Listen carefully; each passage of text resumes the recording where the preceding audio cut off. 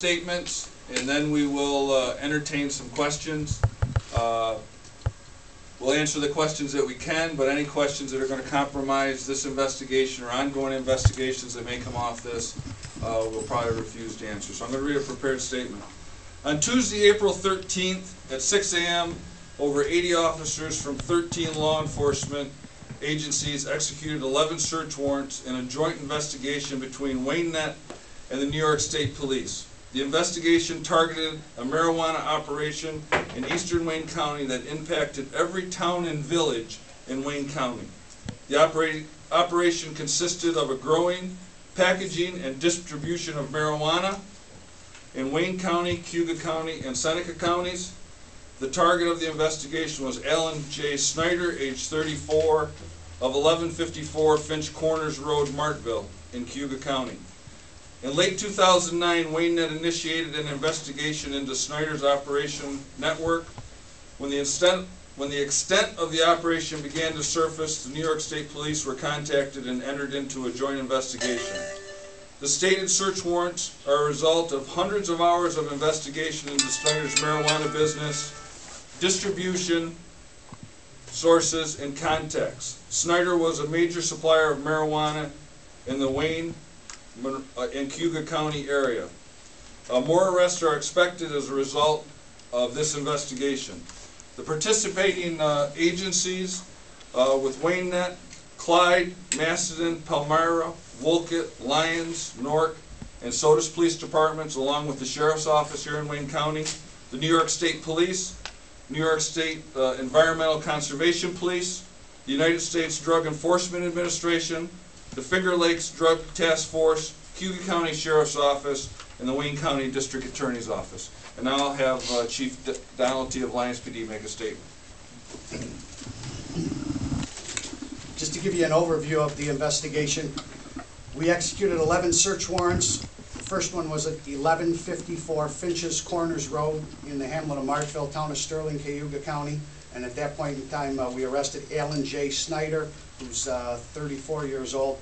Arrested him for felony possession of marijuana in the first degree, and he was transported to the Cuyahoga County Jail. We executed a second search warrant at 2931 Haddon Road in the town of Savannah here in Wayne County. A third one at 11813 Wilson Street, the village of Wolcott in Wayne County. 12039 Butler Street, village of Wolcott. 13770 Savannah Spring Lake Road in the town of Savannah, Wayne County, at which point we arrested an Alan J. Snyder, 9/14 of 1948 for criminal possession of a controlled substance. 7th, 161 Geneva Street in the village of Lyons. We arrested a Demetro E. Perry, who's 33 years old. Arrested him, 43 years old. Arrested him for possession of marijuana, third, and unlawfully growing marijuana, both misdemeanors. 48 Carlton Street in the village of Sodus.